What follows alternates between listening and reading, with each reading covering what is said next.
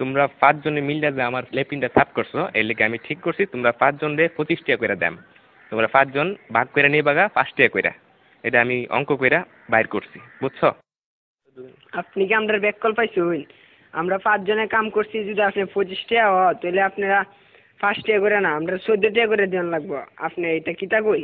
না না, ভুল কইতাছো তোমরা, বুঝছি তোমরা অঙ্ক কইরা বুঝাইতে হবে। আয়ো ব্ল্যাকবোর্ড তোমরা দেখাইতাছি। দেখো আমি কি লিখি, এই হইল 25। 25 5 দিয়ে ভাগ করলে 5 টাকা থাকে। 25 2 এর মধ্যে যা না, কিন্তু 25 এর মধ্যে যা।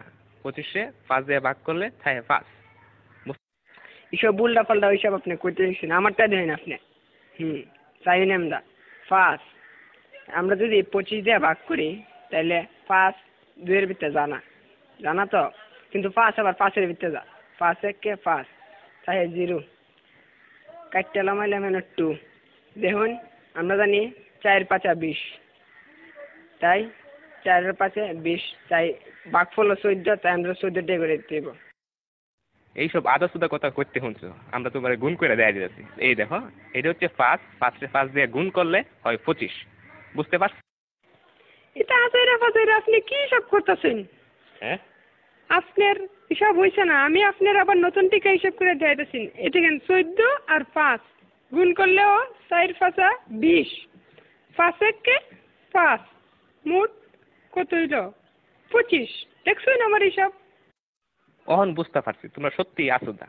আমরা অঙ্কটা দেখো, 14 14 14 14 5 বার দিছি। এই দেখো এখন 4টা 5 যোগ করলে এখানে হইতাছে কত হইতাছে দেখো, 4 আর 4 8, 8 আর 4 16, 16 আর 4 20। 1 21 22 23 24 25। দেখছেন না করে কাটায় কাটায় 25 টাকা। আপনি কি হিসাব শিখছেন সারা জীবন পড়ালেখা কইরা? কি বালের হিসাব? হালিয়ার হালাই কি বুঝাই গেল এটা আমারে?